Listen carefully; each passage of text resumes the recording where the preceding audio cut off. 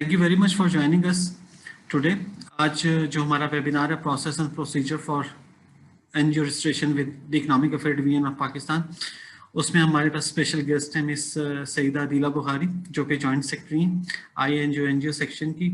उनको हमने मदऊ किया क्योंकि पिछले जो वेबिनार्स हुए उसमें बहुत सारे लोगों के बहुत सारे क्वेश्चंस ऐसे थे कि जो कि प्रोसीजर से रिलेटेड थे और टेक्निकल थे, जिसमें वो जानना चाह रहे थे कि जो स्पेशल प्रोविजंस हैं वो क्या मौजूद हैं, डिलेज आते हैं तो किस तरह से होते हैं। तो हमने सोचा फिर इन्हीं से बात करते हैं कि इनको हम किस तरह से इंगेज कर सकें। तो बिफोर स्टार्टिंग द वेबिनार मैं चाहूँगा कि सबसे पहले आपको थोड़ा सा इंट्रोडक्शन करा दूँ। मेरा नाम खुर्रम सईद है और मैं एज ए प्रोग्राम कोऑर्डिनेटर काम कर रहा हूँ कम्युनिटी वर्ल्ड सर्विस एशिया के साथ। ये हमारा प्रोजेक्ट है एनजीओ हेल्थ फैसिलिटी के नाम से, जिसमें हम कोशिश कर रहे हैं कि जो पाकिस्तान में एनजीओस ईएडी के साथ एमओयू के हवाले से रजिस्टर्ड हैं या प्रोसेस में हैं या इंटरेस्टेड हैं रजिस्टर्ड होने के लिए, ताकि वो फॉरेन फंडिंग अवेल कर सकें, तो उनको फैसिलिटेट किया जा सके, उनको गाइड किया जा सके कि किस तरह से उनका जो एप्लीकेशन प्रोसेस है वो स्मूथली रन हो सकता है और किस तरह से वो एफिशिएंटली एमओयूज को साइन कर सकते हैं ईएडी के साथ। अक्सर जो चैलेंज आता है वो प्रोसेस और प्रोसीजर की अंडरस्टैंडिंग के हवाले से आता है, क्योंकि बहुत सारी चीज़ें ऐसी होती हैं जो टेक्निकल होती हैं नेचर में, और जो एनजीओ फार ऑफ एरियाज में काम कर रही हैं उनके लिए बहुत मुश्किल होता है कि वो बार बार इस्लामाबाद आएँ या टेलीफोन पे या ईमेल्स पे क्वेरीज को जो वो कर रही होती हैं तो उसको शायद उस तरह से रिस्पॉन्ड नहीं हो रहा होता है या उस तरह से उनको फीडबैक नहीं मिल रहा होता, तो वो चैलेंज उनको आ रहा होता है। तो हमने कोशिश की है कि एक ब्रिज का रोल प्ले कर सकें और लोगों को एंटरटेन कर सकें कि किस तरह से वो एफिशिएंटली अपने प्रोसेस को लेके चल सकते हैं और जो फीडबैक का मैकेनिज्म है उसको कैसे स्ट्रेंथन किया जा सकता है। आज के वेबिनार जो है अबाउट 90 मिनट्स का होगा। वीडियो फीचर जो है पार्टिसिपेंट के लिए वो बाय डिफ़ॉल्ट ऑफ है, वो इस वजह से कि अक्सर इंटरनेट कनेक्शन की स्पीड का प्रॉब्लम होता है या फिर बैकग्राउंड जो डिस्टॉर्शन होती है उसकी वजह से अटेंशन डाइवर्ट होती है, तो हमने इसको ऑफ रखा। माइक जो है म्यूटेड है। हम देखेंगे अगर प्रोविजन हुई हमारे पास टाइम की तो हम कुछ पार्टिसिपेंट को लाइव भी लेंगे ताकि वो अपने इश्यूज या चैलेंजेस डिस्कस कर सके, लेकिन हम इनकरेज करेंगे तमाम लोगों को कि वो जो Q&A फीचर है उसको यूज करें और अपने जो क्वेश्चंस हैं वो उस पर पोस्ट करें ताकि हम उसको फिर देख सकें। कोई क्वेश्चन आपको इस तरह का लगता है कि जो आपसे भी रिलेटेड है तो आप उसको भी कर सकते हैं या फर्दर उसमें ऐड कर सकते हैं। चैट फीचर में आप अपने एक्सप्रेशन, अपने कमेंट्स, अपने सजेशंस पोस्ट कर सकते हैं और हम इसके एंड में कुछ पोल्स भी रन करेंगे आपका फीडबैक लेने के लिए। और ये वेबिनार रिकॉर्ड हो रहा होगा और इसकी रिकॉर्डिंग जो है वो हमारी वेबसाइट पे अवेलेबल भी होगी और हम पार्टिसिपेंट से by end of next week ये सब शेयर भी करेंगे। इसमें प्रेजेंटेशन भी होगी जो आज हम रन करेंगे और जो क्वेश्चंस आंसर आपकी तरफ से आएंगे उसके ऊपर जो रिस्पॉन्स हमारा होगा वो भी आपसे शेयर करेंगे और इसकी रिकॉर्डिंग का लिंक भी आपसे शेयर करेंगे। तो let me introduce Miss Saeeda Adeela Bukhari जो कि जॉइंट सेक्रेटरी हैं एनजीओ सेक्शन के साथ। तो without taking any further time मैं चाहूँगा कि आज ज़्यादा से ज़्यादा वो बात करें और हम उनको सुने और उनसे फिर आप लोग क्वेश्चंस कर सकें डायरेक्टली। तो मैं चाहूँगा कि वो फिर अपनी प्रेजेंटेशन स्टार्ट करें। Please miss Bukhari.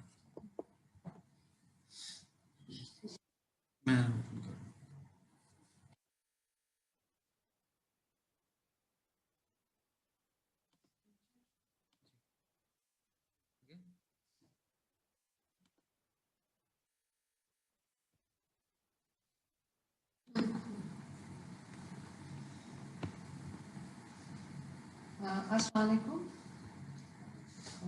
इंट्रोडक्शन तो मेरा फिर हमने करवा दिया आपको। आज हम थोड़ा सा एनजीओ सेक्टर और पॉलिसी पे बात करेंगे।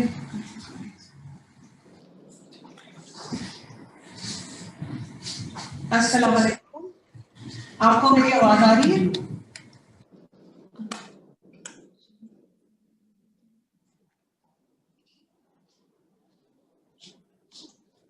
आगे जी प्लीज। इसको मैं कर सकती हूँ स्क्रीन शेयर से आगे?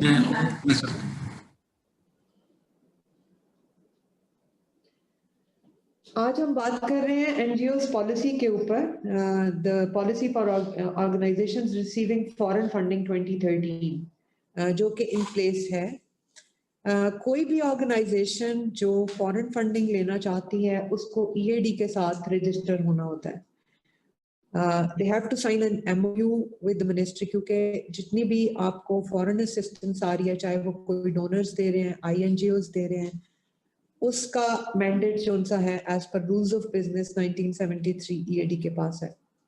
External financing, debt management, ये सारा debt suspension वगैरह, ये सब हम EAD के level पे उसको tackle करते हैं. Even all the loans and projects and all the fundings are being dealt by Ministry of Economic Affairs.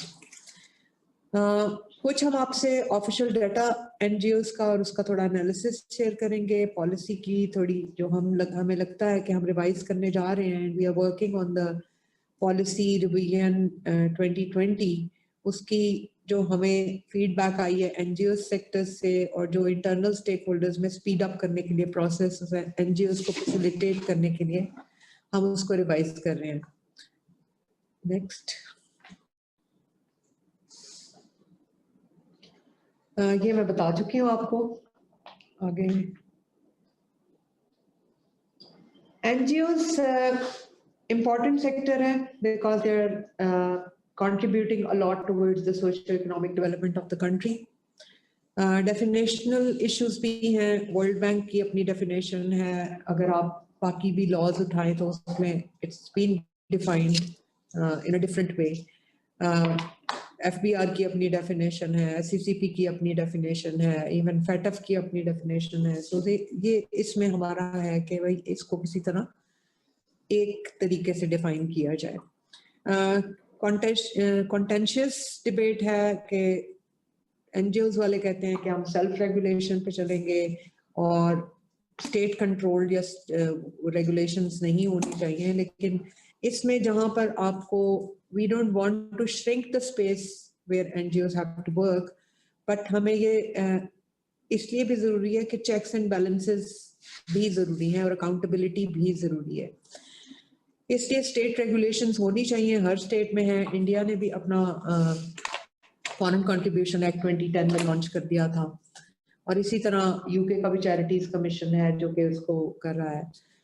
तो कहीं ना कहीं पे कोई ना कोई चेक्स एंड बैलेंसेस होनी चाहिए, स्पेशली विद पाकिस्तान का जो इमेज है वर्ल्ड में, दैट इज अगर आप देखें FATF में तो इट्स लाइक टेरर फाइनेंसिंग के ऊपर बहुत ज्यादा उन्होंने वो कंडीशंस लगाई हुई है from to come out of the grey list, और उसके अलावा एंटी मनी लॉन्ड्रिंग के ऊपर. तो ये कुछ हमारी चीजें हैं जिसको हमें टैकल करना है, तो इसलिए स्टेट रेगुलेशन भी जरूरी है. मल्टीप्लिसिटी ऑफ लॉ है, बहुत सारे लॉज हैं जो कि NGOs जिनमें रजिस्टर होती हैं, starting from the district level to provincial level to the federal level. They are facing a lot of problem. Do realise के ये एक इशू है जिसको हमें एड्रेस करना चाहिए. Enabling environment अगर देखा जाए तो स्पेस बेशक श्रिंक हुई है, but with the new policy coming up I think कि ये स्पेस हम आपको मजीद फैसिलिटेट करने के लिए क्रिएट कर रहे हैं और इसमें काफी आपके इश्यूज हम एड्रेस करने की कोशिश करेंगे.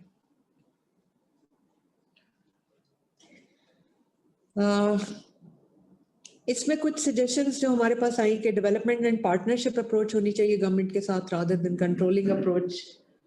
बहुत सारी स्टडीज हैं with scope contribution of sector, जिसमें एक जैसे यूके का सिंगल चैरिटीज कमीशन लॉ है ब्रिटिश मॉडल के ऊपर, या जो सा है उसमें फॉरेन कंट्रीब्यूशन एक्ट जो मैंने अभी आपको इंडियन मॉडल के ऊपर एड्रेस किया है, तो हम उसके ऊपर भी अल्टीमेटली जाएंगे.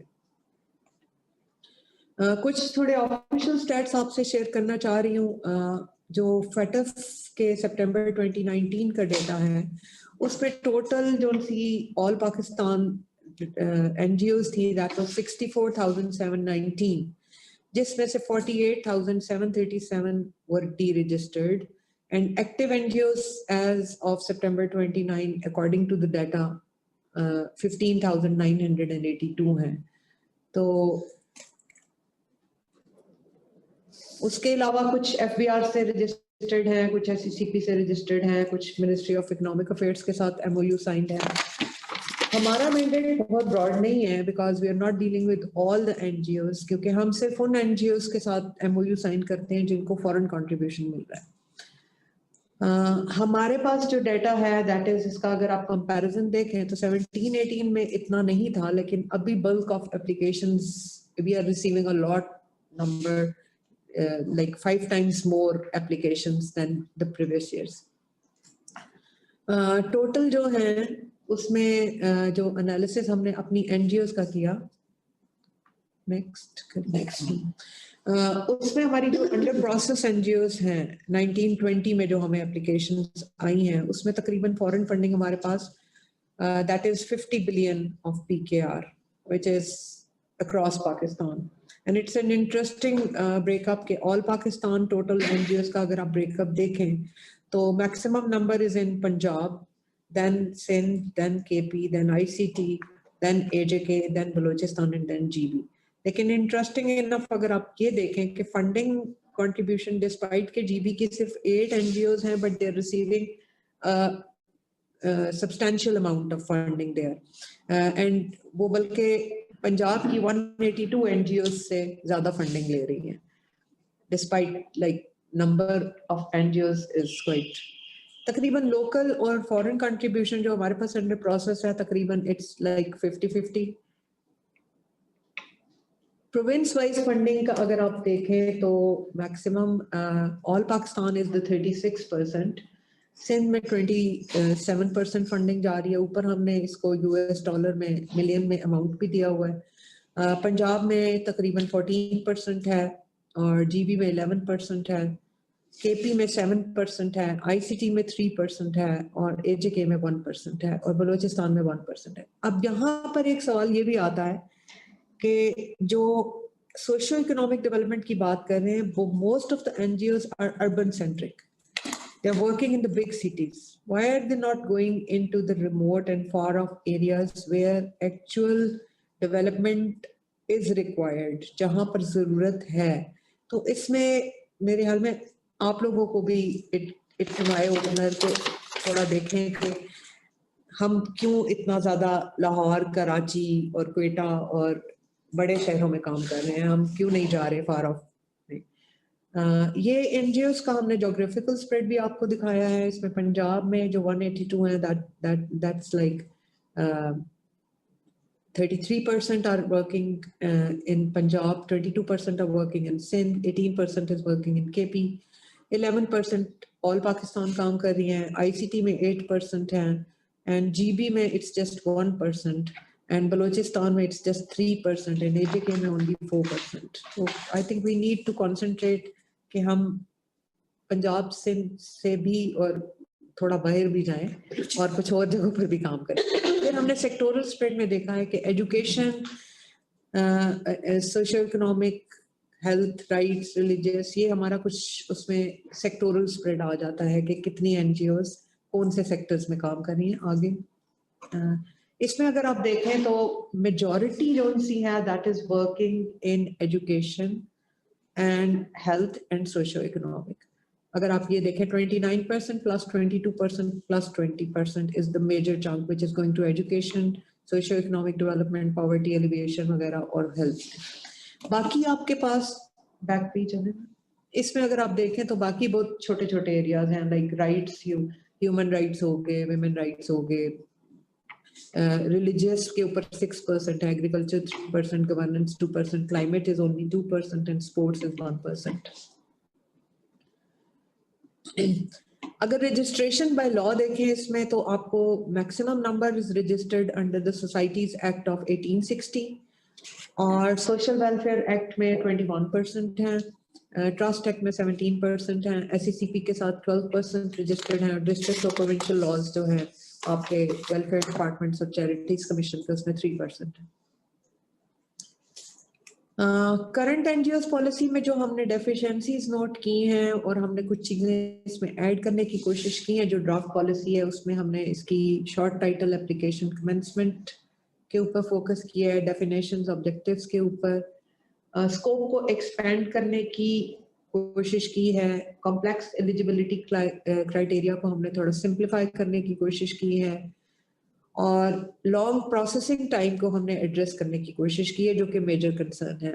लाइक एग्जिस्टिंग पॉलिसी में 120 days is the maximum time कि जिसमें आपकी एप्लीकेशन प्रोसेस होनी चाहिए, लेकिन अभी हम इसको रिड्यूस कर रहे हैं 60 डेज में, एंड 60 डेज में भी हम उसको टाइम बार्ड अप्रोच पे लेके आ रहे हैं।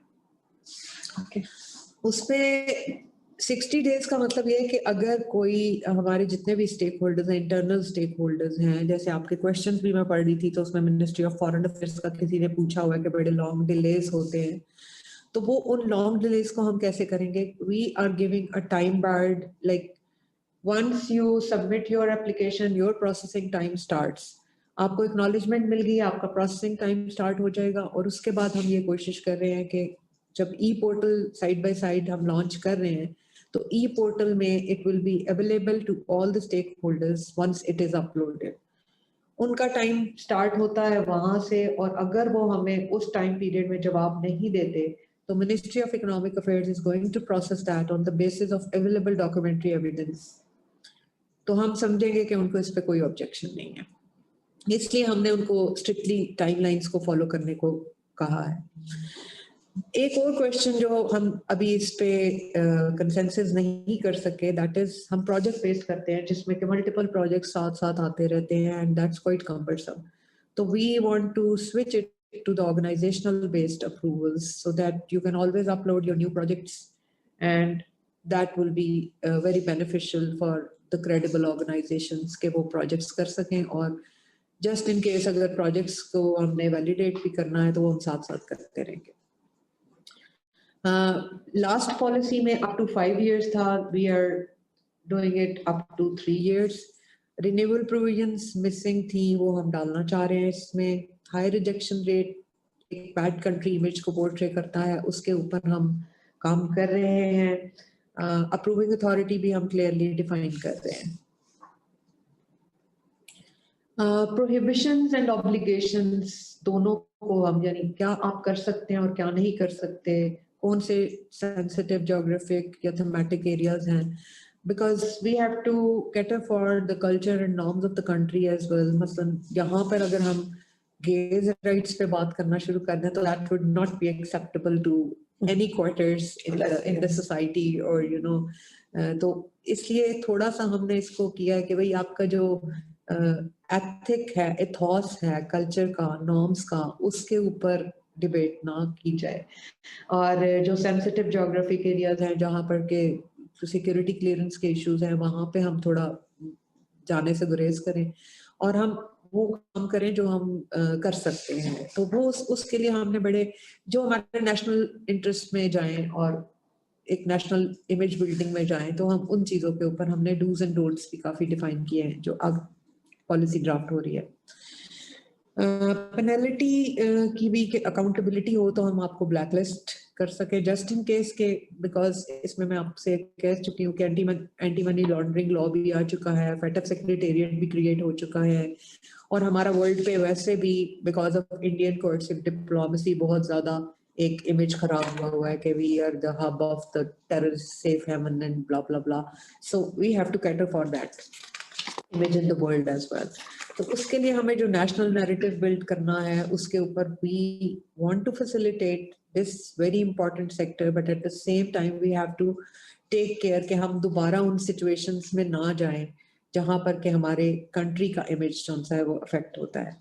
अपील्स का प्रोसेस भी हमने क्लियरली इसमें ले डाउन किया है, and within 30 days, because in previous policy it was just 6 days, अब हमने इसको एक्सटेंड किया है, so you have maximum time to file your appeal and to the review committee.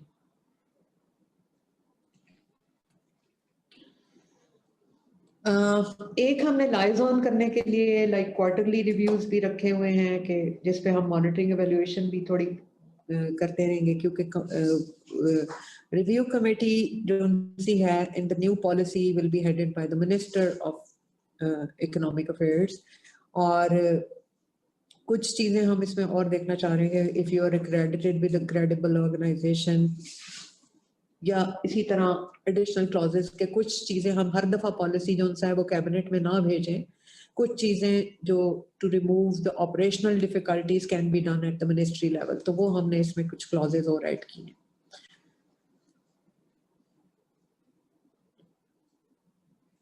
NGOs portal ready है, hands on training हमने अपने internal stake holders की करवा दी है और आज हमें एनआईटीबी भी ज्वाइन कर रहा है जो आपको ई पोर्टल के ऊपर थोड़ा बताएगा कि how you can start uploading your documents and start using the e portal. हमारी रिक्वेस्ट यही होगी कि आप इवन दो के नई पॉलिसी अभी नहीं आई है लेकिन हमारा e portal we are planning to launch it end of December. So आज जो एनआईटीबी वाले आपको दिखाएंगे ई पोर्टल, उसके ऊपर जितने हमारे साथ अंडर प्रोसेस एप्लीकेशन हैं they are requested to upload their documents and वो हमारी एक ई पोर्टल की टेस्टिंग भी हो जाएगी और हमारी प्रोसेसिंग भी like it will facilitate us as well and it will be available for the stakeholders on their e-portals and they can process it within time. बाकी अब जो इसमें stages रहती हैं, we have already done 2 consultations with the NGO sector, but we are planning a huge session with the NGO consultation session एक जो minister level पे होगा। उसके अलावा ये फिर cabinet से approve होगी and by first week of January we think inshallah we are looking forward to it कि ये हो जाएगी। Okay. ये आगे चलें। ये हमारी अवेलेबल चेकलिस्ट है, वेबसाइट पे बहुत सारी चीजें मौजूद हैं, अगर आप देखना चाहें तो उसको वेबसाइट ईएडी की जाके आप डाउनलोड कर सकते हैं चेकलिस्ट। करंट एप्लीकेशन प्रोसेस हमारा यही है कि एनजीओस अप्लाई करती हैं, उसके बाद हम स्टेक होल्डर्स को भेज देते हैं, स्टेक होल्डर्स की कॉन्फ्रेंस आती है और फिर we are ready to get to sign the MOU. Review का भी यही है कि रिग्रेटेड जो एनजीओस होंगी they can file their review within a week and in house meeting होती है। इन हाउस मीटिंग के बाद एक रिव्यू मीटिंग होती है जिसमें सारे स्टेक होल्डर्स बैठते हैं and they decide and we invite the NGO who is regretted as well to explain their position on any issue as well और उसके बाद फाइनल डिसीजन होता है। Proposed registration, because we are launching e-portal, so application will be received through e-portal. If it's complete, it will be uploaded and automatically you will get the acknowledgement. Agar incomplete hai, so that will not be processed, it will be returned. It will be available to all the stakeholders once you have uploaded all the documents. और concurrence फिर हम उनसे receive करके we are ready to sign the MOU with EAD. अगर किसी को objection होती है तो अपील का हमने टाइम लाइक इसमें रिव्यू कमेटी के लिए रखा है 15 डेज में आप अप्लाई कर सकते हैं, but decision will be communicated within 30 डेज। और इसके डिसीजन के लिए जो सा है, if decision is in favour we will sign the MOU, if it is not in favour तो you may apply fresh with fresh projects or fresh thematic areas, तो वो हम फिर दोबारा से it will restart the whole process again. Renewal भी हमने एक इसमें रखा है, like those who are working and they have already signed the MOU, तो उनको पूरे process से ना गुजरना पड़े, तो we can have this renewal कि if they have done such a good work, so that can be renewed for another 2 or 3 years.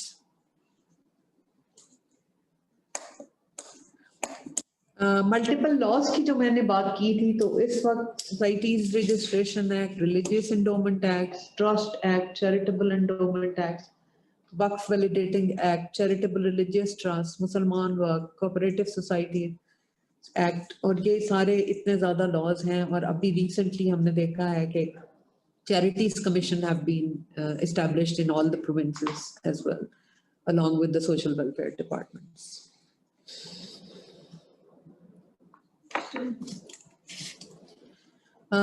बाकी इसमें जो subject like policy for regulation of organisations receiving foreign funding, ये हम deal कर रहे हैं। इसमें INGOs part, which was initially a part of the same 2013 policy, by notification was given to Ministry of Interior, but we are the co-signatory and important stakeholder for the INGOs as well.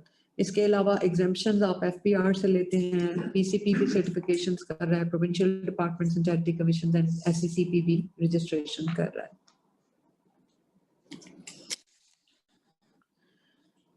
So these are just a few updates from our side, and we look forward to facilitating you. And soon we will be joined by the NITB team who will update us on the e-portal.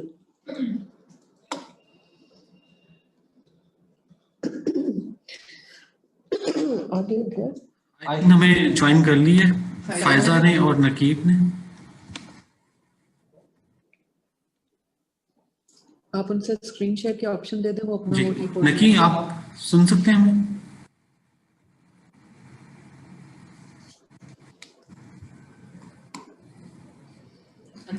Hello. I can't.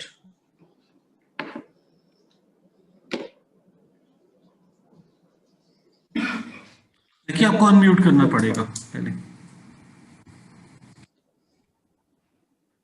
Ji ji sir, अस्सलाम वालेकुम। सुन रहे हैं आप मुझे? जी please.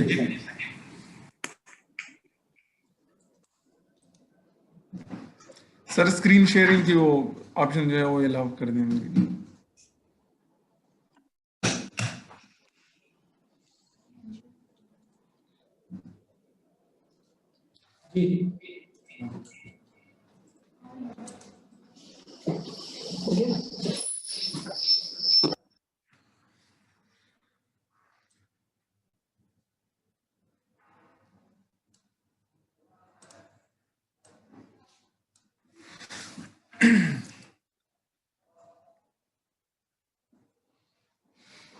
Hello sir, screen share हो गई है sir? जी नकी हम देख सकते हैं आपकी स्क्रीन। जी जी जी, ये है जो ई पोर्टल जो बना है NITB के साइड से EAD के लिए, ये उसका होम स्क्रीन है। यहाँ पे जो आप देख सकते हैं डॉक्यूमेंट चेकलिस्ट, ड्राफ्ट MAU और FAQs और बाकी उनकी जितनी भी प्रेस रिलीजेस हैं, लिस्ट ऑफ लोकल NGOs, ये सारे ऑप्शन ये होम स्क्रीन पे आ रहे हैं। जैसे भी कोई नई NGO आएगी रजिस्ट्रेशन के लिए तो वो पहले जाएगी साइन अप के ऊपर। ये जो है उनका साइन अप पेज है जहाँ पे उन्होंने NGO का नाम देना है, डोनर का नाम देना है, अपना user name, email address, password, ये सारे सब कुछ सेट कर देने। मेरे पास ऑलरेडी इसके जो है कुछ यूजर्स बने हुए हैं, मैं उसी से कंटिन्यू करूंगा।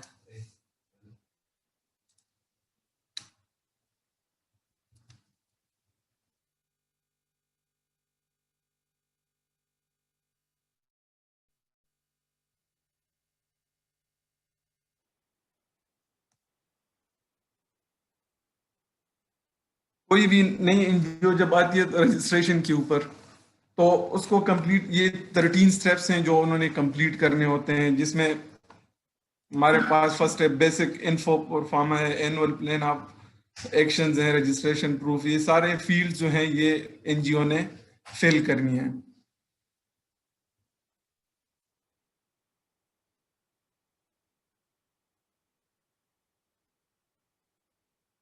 सबसे लास्ट में जो हमारा होता है वो ड्राफ्ट MOU होता है। 12 नंबर स्टेप जो है आपके पास, ये इसका जो MOU है आपने यहाँ से पूरा फॉर्म फिल करना है। लेकिन इसमें जो अभी करंट जो इसका फ्लो है वो इसी तरह का, ये MOU जब कोई भी नई NGO होगी वो सारा फिल करेगी तो उसको प्रिंट करना है। प्रिंट के बाद उन्होंने जो है वो साइन है यहाँ पे जॉइंट सेक्रेटरी के और ऑर्गेनाइजेशन रिप्रेजेंटेटिव के, ये दो सिग्नेचर उन्होंने करके स्कैन करके दोबारा अपलोड करनी है 13 नंबर स्टेप के ऊपर। क्योंकि अभी इसमें ई सिग्नेचर वाला पोर्शन अभी रहता है जो बाद में डिप्लॉयमेंट के बाद इसके साथ ये प्रोसेस भी चलता जाएगा। ये फंक्शनलिटी हम जल्द अवेलेबल कर देंगे। जैसी NGO रजिस्टर्ड होती है तो ये NGO जो है SO के पास जो है चली जाती है और SO जो है फिर फॉरवर्ड करती है डिफरेंट स्टेक होल्डर के पास अप्रूवल के लिए, जो उसके ऊपर उनके कमेंट्स आ रहे होते हैं। मैं यहाँ से जाता हूँ SO के लॉगिन स्क्रीन के ऊपर।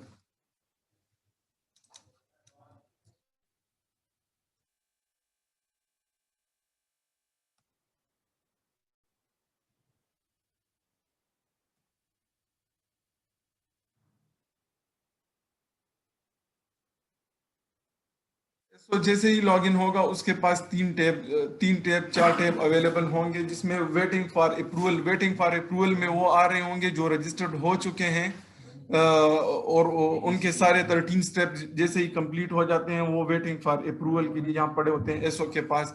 और एसओ जो है फिर यहाँ से उनको साइन कर देता है डिफरेंट स्टेक होल्डर के पास, जो उनके रिलेटेड स्टेक होल्डर्स हैं उन सारों को वो फॉरवर्ड कर देता है। और फिर वो जितने भी स्टेक होल्डर्स हैं वो लॉग इन होंगे तो उनको वो वही एनजीओ वहां पे नजर आ रही होगी जो उसकी रिकमेंडेशन और नॉट रिकमेंडेशन के वेट पे होंगे। अगर वो रिकमेंड करता है तो वो अप्रूव के लिस्ट में आ जाएगा और यहाँ एसओ को अप्रूव वाली लिस्ट में नजर आ रही होगी। और वेटिंग और इन प्रोग्रेस में वो हैं जो रजिस्टर्ड हो चुके हैं लेकिन उनके डॉक्यूमेंट्स अभी जो 13 स्टेप्स हैं वो कंप्लीट नहीं हुए, तो वो इन प्रोग्रेस में सारे नजर आ रहे होंगे एसओ के डैशबोर्ड के ऊपर। और जो रिजेक्ट हो चुके होंगे वो यहाँ से जो रिजेक्ट लिस्ट है उसमें नजर आ रहे होंगे। अब हम जाते हैं जो उसके बाद जो हमारे पास आता है स्टेक होल्डर। एक तीसरा यूजर जो है वो स्टेक होल्डर का होगा, जो यहाँ से स्टेक होल्डर जो हमारे स्टेक होल्डर क्या है, एसओ तो स्टेक होल्डर जो एजेंसी है।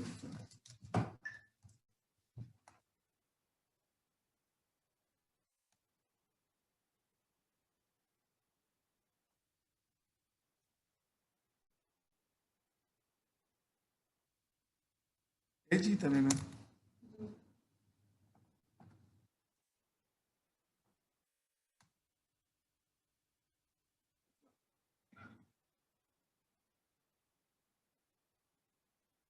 जैसे ही एजेंसी लॉगिन होगी उसके पास अप्रूव और पेंडिंग और रिजेक्ट ये 3 टैब उनके पास उनके डैशबोर्ड पे नजर आ रहे होंगे। पेंडिंग में वो नजर आ रहे होंगे जो एसओ ने असाइन कर दिया है रिव्यू के लिए, तो वो आ जाते हैं यहाँ स्टेक जो उन्होंने जितने भी स्टेक होल्डर सेलेक्ट किए होंगे उन स्टेक होल्डर्स को वो एनजीओ नजर आ रही होगी।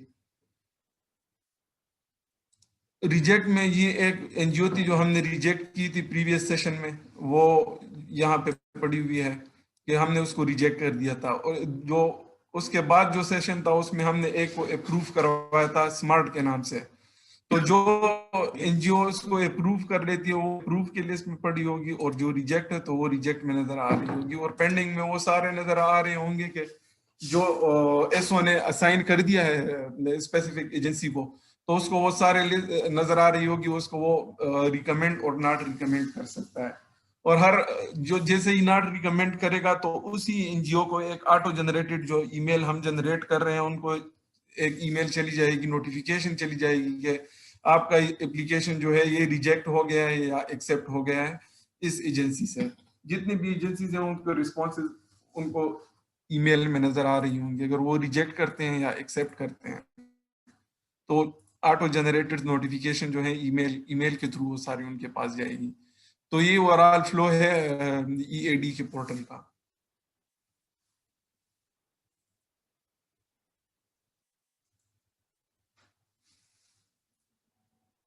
सर सुन रहे हैं मुझे? जी बिल्कुल। जी बिल्कुल। जी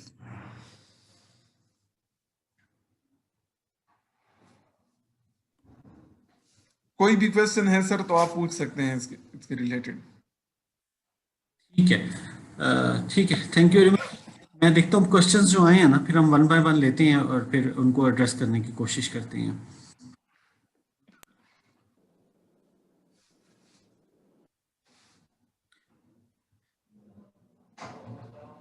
एक क्वेश्चन पहला है, वो ये है कि जो न्यू पॉलिसी है, जो रिवीजन आपने की है पॉलिसी के अंदर, क्या ये ईएडी की वेबसाइट पे अवेलेबल है? यस, अभी ड्राफ्ट है ये। नहीं, अभी ये ड्राफ्ट है।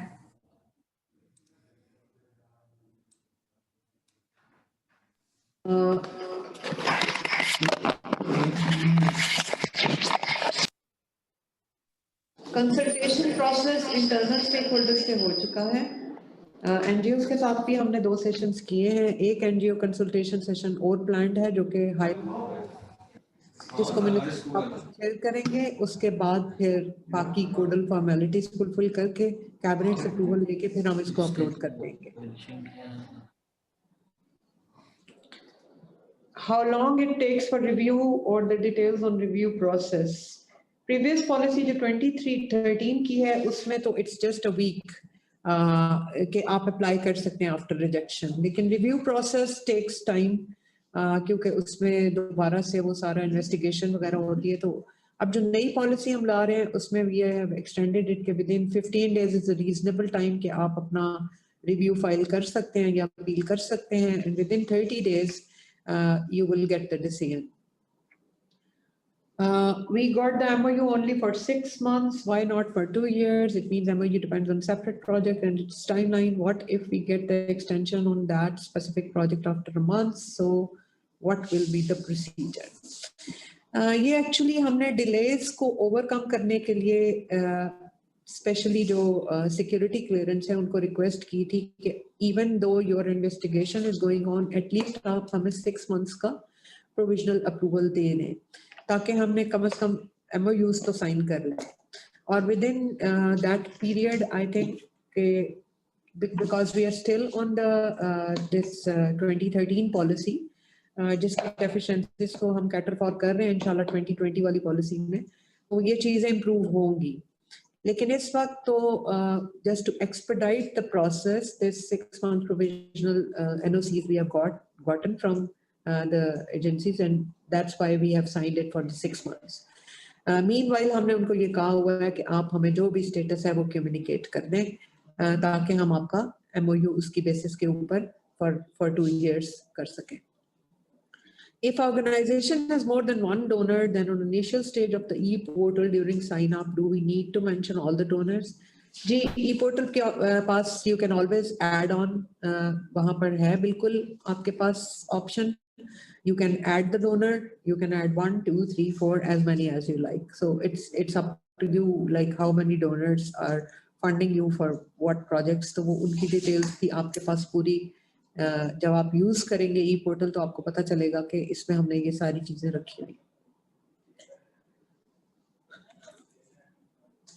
So the next question is again from Sumaira.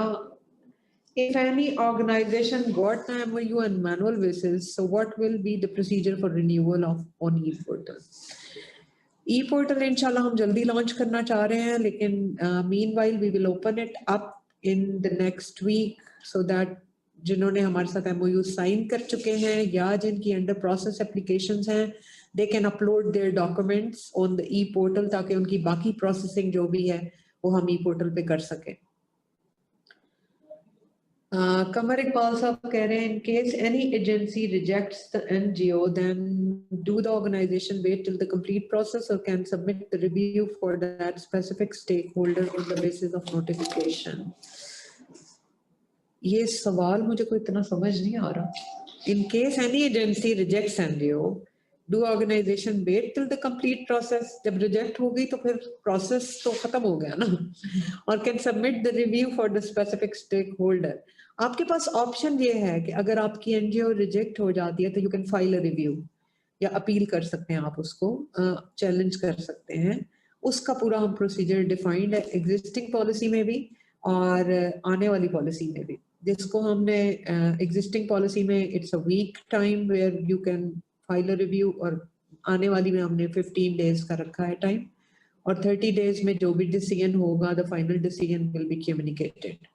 However, दूसरी आपके पास ये भी ऑप्शन है कि अगर आपके कोई थेमेटिक एरियाज या किसी डोनर पे एतराज हो या कोई भी रीजन हो फॉर द रिजेक्शन, तो उसके लिए आप नए प्रोजेक्ट्स के साथ you can file a fresh application.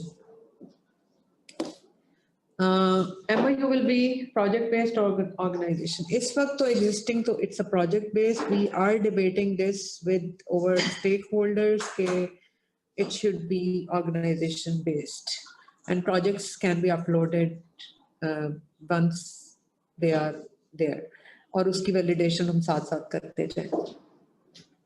Why reasons or recommendations are not shared with the rejection letter? अब ये बड़ा tricky सवाल है from the Irona Matthew. Reasons like if you are rejected and if you file a review, then you are a part of a review. After our in-house meeting, we discuss all those things. And once you appear before the review committee, you will know the reasons as well, and you can address them as well.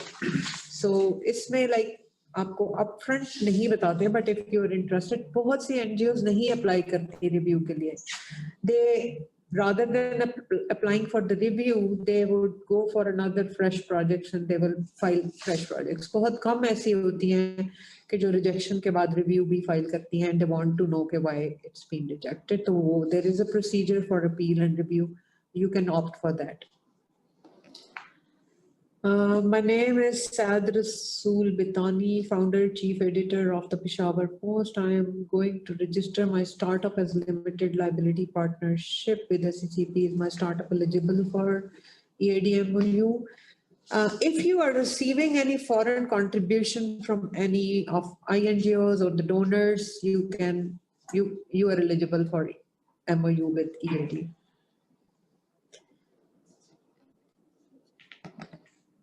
Mr. Bahadur Khan is saying, is it bank accept acknowledgement letter for foreign fund transfer? Mostly अगर आपने देखा हो तो एक chart मैंने दिखाया था कि 17-18 में we were not receiving so many applications for processing, but recently in 19-20 it has gone up. The number has like 5 times more than the previous year.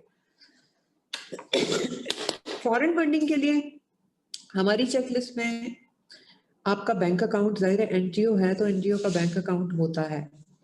Foreign funding के लिए ये है कि once you have signed MOU with EAD, you are eligible to receive the foreign contribution. E-portal link हम जैसे ही launch करेंगे, we will share it with all.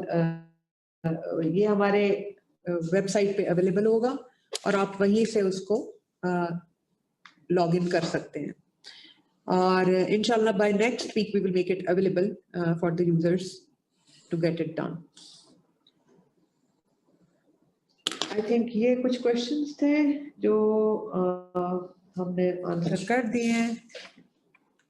एक सवाल जो बार बार आता है वो ये है कि जो बिल्कुल फ्रेश एनजीओ होती है जिसके पास 3 इयर्स का रिकॉर्ड नहीं होता, ना ऑडिट रिपोर्ट होती है, ना उनके पास प्रोग्रेस रिपोर्ट होती है, तो क्या वो भी एमओयू के लिए, क्योंकि अगर कहीं से कमिटमेंट हो गई है, वो अप्लाई करना चाहे? बिल्कुल कर कोई फैसिलिटी है? बिल्कुल कर. क्योंकि उन्होंने कहा कि बैंक जो है, क्योंकि हमें पिछले 2-3 वेबिनार्स में उन्होंने कहा था बैंक उनके अकाउंट खोलता नहीं, वो जब तक वो कहते हैं एमओयू होगा नहीं, ये थोड़ी सी कंफ्यूजन है. I think this has to be clarified because you can always say कि भाई आप ईएडी की वेबसाइट पे देखें और चेकलिस्ट देखें तो उसमें एनजीओस का बैंक अकाउंट मांगा है उन्होंने, और अगर हम बैंक अकाउंट ही नहीं देंगे तो फिर हमारा एमओयू कैसे होगा? Because we need all the information. NGO has established, NGO has a bank account, NGO has a space to work and things like that. तो चेकलिस्ट में उसकी रजिस्ट्रेशन कहाँ पर है, उसका बैंक अकाउंट कौन सा है, वो सारी चीजें ऐड ऑन होनी है.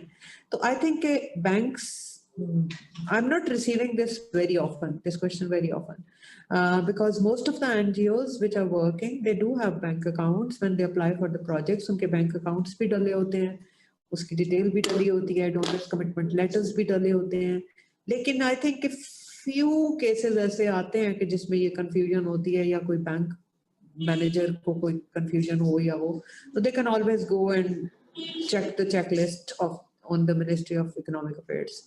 और उसमें because that is a prerequisite for filing an MOU, so the bank has to open an account for that. एक और बड़ा इंटरेस्टिंग सवाल हमें 2-3 दफा आया, वो उसमें ये था कि हम ट्रस्ट हैं और सारे ट्रस्टीज जो है वॉलंटरली काम कर रहे हैं, इसमें कोई पेड एम्प्लॉइज नहीं है, और जो यूज हो रही है ऑफिस स्पेस भी वो भी रेंटेड नहीं है, तो लीज की भी कोई हमारे पास दिखाने को चीज नहीं है, क्योंकि हमने अपने घर में एक छोटा सा जो ना वो पोर्शन उनको दे दिया कि यहाँ पर वो चल सकता है ट्रस्ट.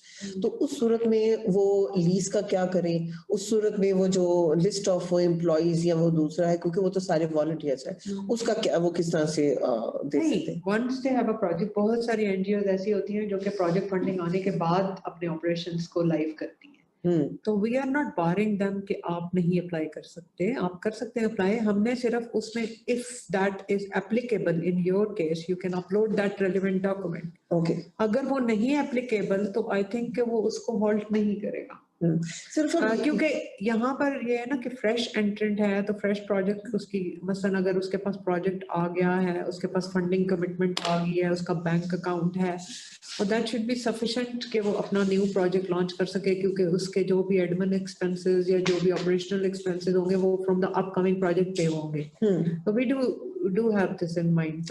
तो इसका मतलब है कि अगर उनकी ऑफिस स्पेस भी जो कि रेंटेड नहीं है, वो जो कि उनकी पर्सनल विसिनिटी पर है, तो वो उसी का एड्रेस जो है वो शेयर कर सकते हैं कि this address is the office of the जहाँ पे वो इस वक्त उसका जाहिर है कुछ ना वो कुछ लीज ना हो भी हो, लेकिन वो आपकी पर्सनल स्पेस भी अगर है, आपका अपना पर्सनल घर है जो कि आपने उस ऑर्गेनाइजेशन को दे दिया है, wherever the NGO is working, that is the address, okay, wherever they are based, wherever they are located, so that is the address. or even they have no paid employees, if they are the volunteers, they just say these are their responsibilities, these are the names, and this is their contact information.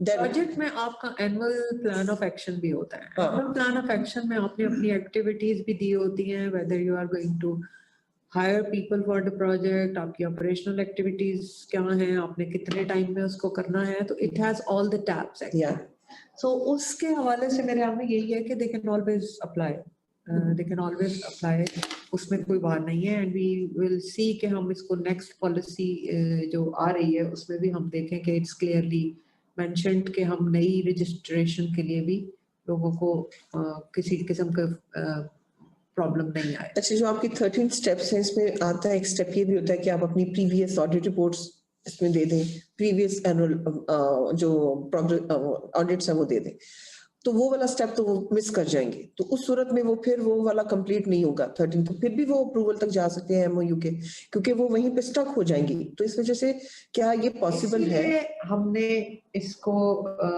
अभी available करना है next week इंशाल्लाह, और हम ये चाह रहे हैं कि हमें यूजर एंड से ये फीडबैक पता चल जाए कि if somebody is getting stuck somewhere तो हम उसको अपने एप्लीकेशन को इम्प्रूव कर सकें बिफोर द फाइनल लॉन्च। तो ई पोर्टल को टेस्टिंग के लिए we are open. All the NGOs who have signed MOUs with us, or all the NGOs who are under process with us, they can start uploading their documents. And even if we will receive any queries or concerns, तो हम उसको फिर final launch से पहले उसको address कर सकेंगे।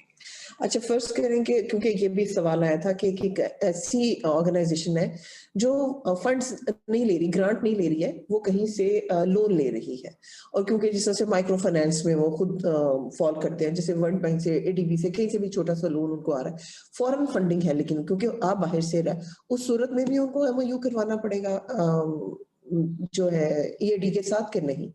Foreign funding के लिए तो ज्यादातर जैसे अकूवत है, it's a micro finance company, they are registered with EAD as well. So बाकी जो बैंकिंग रूल्स उनके ऊपर अप्लाई होते हैं वो तो स्टेट बैंक ऑफ पाकिस्तान की पॉलिसीज के मुताबिक होंगे, लेकिन for receiving any foreign funding from a card, जब लोन्स कह रही है, whether it's a loan or whether it's originating from foreign, it is a foreign funding. It is a foreign funding. So any foreign funding which is coming in form of grant or in form of loan, any money flowing in the country, that is the mandate for the EAD. That's great. That needs to be clarified because ये 2-3 दफा पूछा था उन्होंने। बहुत से लोग कहते हैं कि ये जो आप रिक्वेस्ट करते हैं इसकी फंडिंग गारंटी लेटर की, कि आप अप्लाई करें तो फंडिंग गारंटी लेटर भी साथ लगाएं, तो इसमें आपकी रिक्वायरमेंट क्या होती है स्पेसिफिकली, अगर आप बताएं कोई जहाँ से आपको डोनेशन की कमिटमेंट हुई है, whether it is given by a donor or whether it is committed by an individual.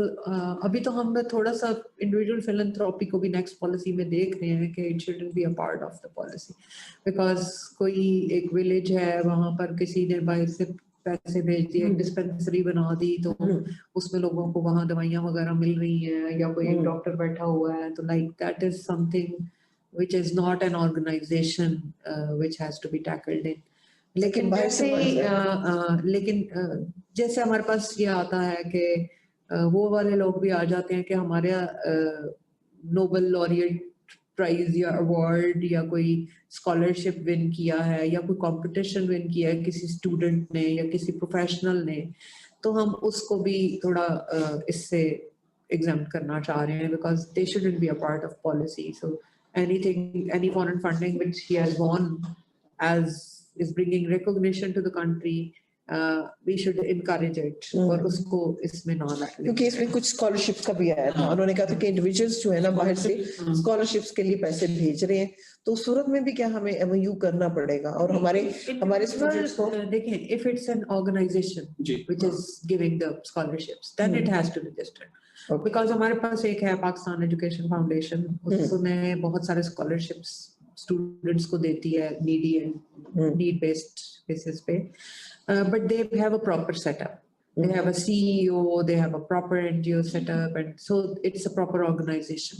So if they are generating or getting funds from abroad and those funds are like being, you know, further distributed, but there is a formal setup for that to work. तो वो तो registered होनी है.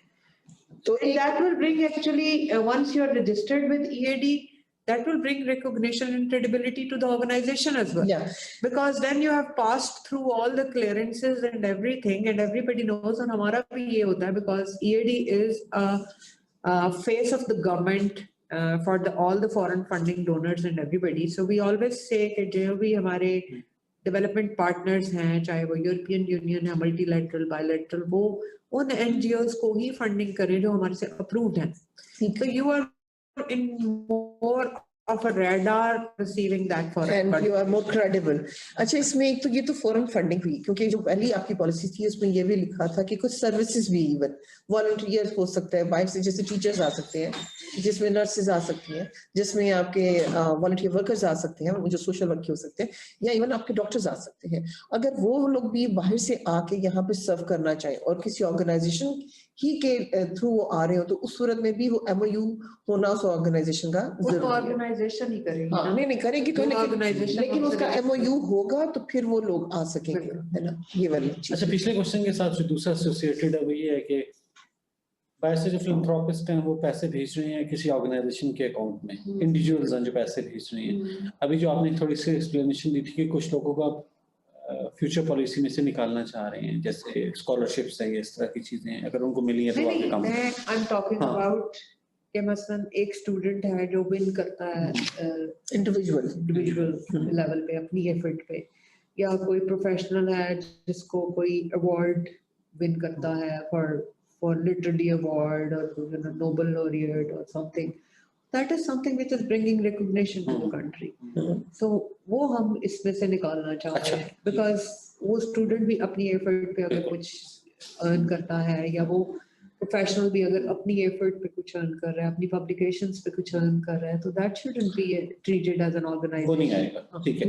लेकिन कोई individual किसी NGO को पैसे भेज रहा है तो वो डॉक्यूमेंट होगा और उसके लिए हम NGO is the setup. जी. And then NGO has to show it in their financial statements कि what are they receiving and from what sources they are receiving. और सिमिलरली उसमें भी ऐसी गारंटी लेटर चाहिए होगा उस इंडिविजुअल की तरफ से जो कंट्रीब्यूशन दे रहा है. जाहिर है कोई भी जो भी उसको NGO is a proper setup for receiving and carrying on any professional activities, जो भी operational activities वो कर रहे हैं, उसके लिए तो वो उनका है ना, like उन्होंने अपनी जो भी डिक्लेरेशन देनी है उसमें अपनी फाइनेंशियल स्टेटमेंट में बता देंगे भाई मुझे 2 रुपए ये दे रहा, 4 रुपए ये दे रहा, 5 रुपए ये दे रहा. डोनेशंस, एग्जैक्टली, इवन डोनेशंस आप उसको आप अपने रजिस्टर में भी लेके आते हैं, गवर्नमेंट के रजिस्टर में भी लाइन हो जाती है ना. और टाइम एंड अगेन एक क्वेश्चन आता है कि बहुत सारी NGOs पाकिस्तान में बेस्ड हैं, वो इनलिस्टेड भी हैं और काम भी कर रही हैं, वो फर्दर आगे सब ग्रांट कर रही हैं पाकिस्तानी NGOs को. तो जो Pakistani NGOs Pakistan based NGOs से ग्रांट्स ले रही हैं, क्या उनको रजिस्टर होने की जरूरत है EAD के साथ? हमारे पास आ रही है, बिल्कुल. देखें, फंडिंग आपकी कोई भी सोर्स हो, चाहे वो INGOs हैं, चाहे वो इंडिविजुअल डोनर्स हैं, चाहे वो इंडिविजुअल्स हैं, so whatever you are getting some foreign contribution from somewhere. Even हमारे पास वो NGOs जो INGOs रजिस्टर्ड है पाकिस्तान में, उनके भी डोनर कमिटमेंट लेटर होते हैं. हाँ जी. मसलन बहुत सारी ऐसी ऑर्गेनाइजेशंस हैं जो कि पाकिस्तानी बेस्ड हैं रजिस्टर्ड, लेकिन वो मिनिस्ट्री ऑफ इंटीरियर के साथ रजिस्टर्ड होना उनका जरूरी है अगर आप INGO से फंड ले रहे हैं. और अगर वो INGO नहीं रजिस्टर्ड है तो then it is again a question mark. So अब बेहतर यही है कि जैसे हम कहते हैं कि जितने भी डोनर्स हैं या फॉरेन फंडिंग पार्टनर्स हैं हमारे, वो हमारी अप्रूव्ड NGOs के साथ काम करें, because they have been through the whole procedure and they have earned that credibility कि ये अच्छा काम करेंगे और तो हम प्रेफर करते हैं कि अपने जिस भी पार्टनर को कहें वो यही कहते हैं कि आप हमारी रजिस्टर्ड एनजीओ के साथ काम करें। तो इसी तरह आईएनजीओ भी अगर रिग्रेटेड हो या उसके ऊपर कोई क्वेश्चन मार्क हो तो आप उससे ना लें डोनेशंस, क्योंकि वो आगे जाके एनजीओ का प्रोजेक्ट भी अप्रूव नहीं होगा। अच्छा, इसमें कोई ऐसी लिस्ट आप दे रहे हैं जिसमें हो कि अप्रूव्ड आईएनजीओस कौन सी हैं? इसी में अगर ई-पोर्टल पे आ जाए, I think e-portal in the long run we will connect it through the API with the e-portal of the INGOs as well. अच्छा, ताकि ये डाटा मैपिंग भी हो सके। हाँ, कि ये कौन सी है ताकि लोगों को पता भी हो। अभी ये है कि लाइक अगर आप देखें तो सारे charities commission welfare social welfare departments ने भी पोर्टल लॉन्च कर दिए हैं और हमारा भी ई पोर्टल लॉन्च होने को है और आईएनजीओस का भी ऑलरेडी मिनिस्ट्री ऑफ इंटीरियर का ई पोर्टल मौजूद है। तो ये सारे अगर इंटरलिंक्ड हो जाएंगे for the data sharing and data mapping तो that will be beneficial for the country and beneficial for all the stakeholders. तो वो एक अच्छी चीज हो जाएगी, बट we foresee के in the long run हम ये भी कर देंगे।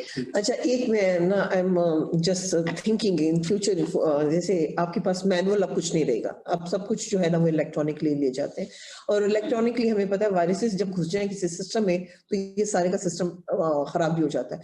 उस सूरत में फिर क्या करेंगे? कोई आपका बैकअप का कोई क्या सिस्टम्स है, क्या आप सोच रही हैं? नहीं, बिल्कुल सिक्योरिटी इज द प्रायोरिटी।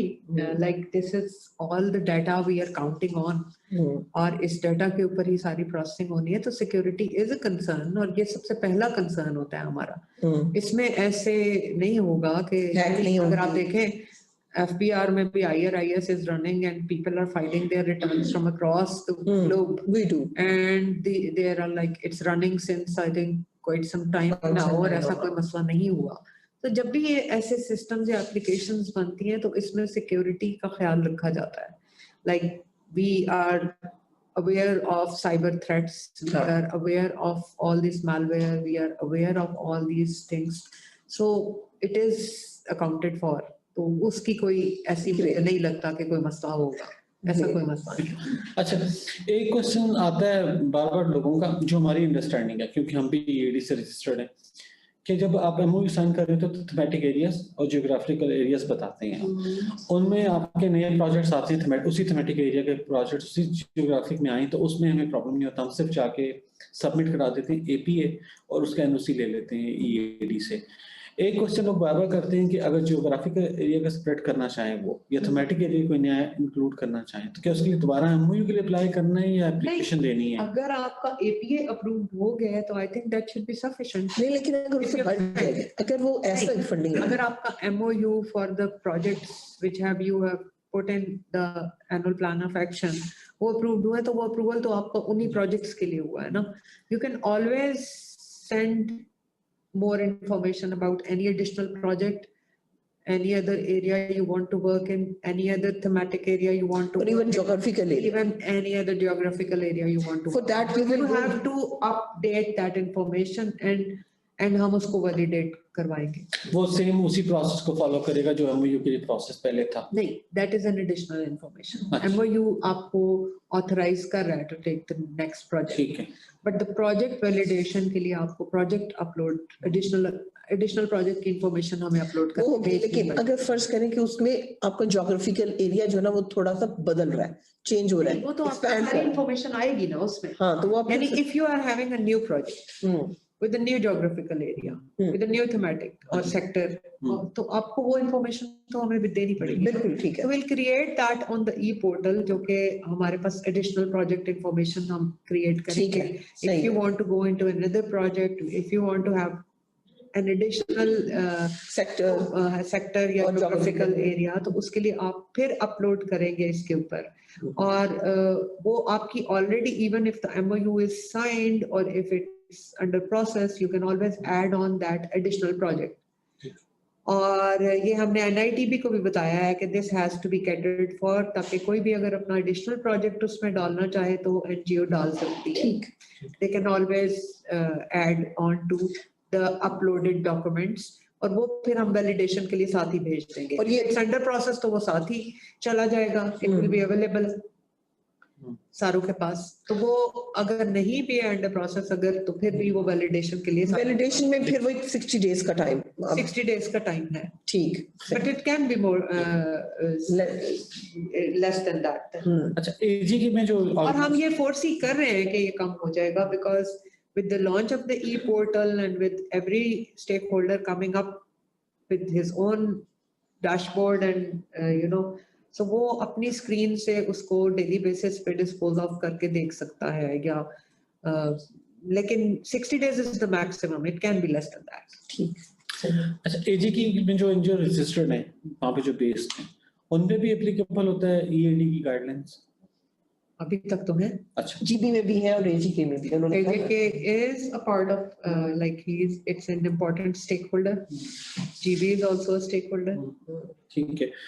दूसरा वो पूछना चाह रहे थे कि हमारा सिर्फ ये है ना कि जब हम कहते हैं कि like once your application is uploaded on the e-portal and it's available with the Ministry of Economic Affairs, तो हम उसको फिर relevant stakeholders तक भेज देते हैं। relevant का मतलब ये है कि हम उस provincial या उस geographical entity को भेजते हैं कि जिससे वो relate कर रही है, तो ताकि उनकी रजिस्ट्रेशन वगैरह को वो कंफर्म कर सकें और चेक कर सकें। अच्छा, कुछ पिछले वेबिनार में आईएनजीओ से भी लोग आए थे हमारे पास, इसमें भी कुछ मौजूद हैं।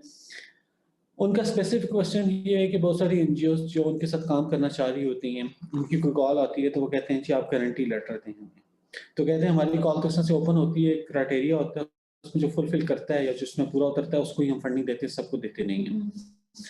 लेकिन वो कहते हैं कि आप पहले गारंटी लेटर दें ताकि हम ईएडी को लिख सकें कि ये प्रोजेक्ट हमें आ रहा है, और क्योंकि एपीए सबमिट कराने के बाद एनओसी लेने में थोड़ा टाइम लगता है, तो एनजीओ थोड़ा पहले प्रोसेस स्टार्ट करना चाहती हैं।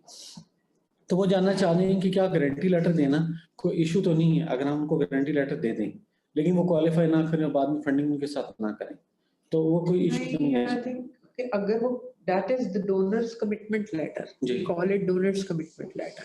अगर डोनर की कमिटमेंट है तो वो फाइल करेंगे ना, अगर कमिटमेंट नहीं है तो first they have to qualify for that commitment. If they don't qualify for that commitment तो फिर वो किससे आ रहे हैं? ठीक है, क्योंकि दैट मींस कि अभी उनकी foreign funding is suspicious, it's not insured. We are dealing with what is insured, what commitment is there, what they are going to receive, तो वहां पे हमारा मैंडेट स्टार्ट है। इसमें भी वही इशू है, वो जो बैंक वाला इशू सोफिया ने बात की थी ना, बहुत सारी एनजीओस फॉरेन फंडिंग लेना चाह रही होती है, ठीक है, और जो डोनर्स होते हैं आजकल उनकी रिक्वायरमेंट ये है कि आप ईएडी के साथ रजिस्टर्ड हो तो तब आप क्वालिफाई करेंगे हमारी उसके लिए, वो पहले ये कहते हैं कि आप रजिस्टर्ड हो।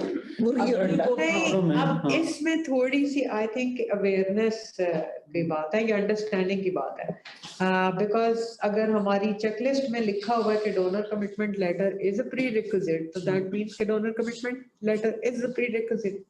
The donors can communicate with the NGOs and they can ensure their commitment।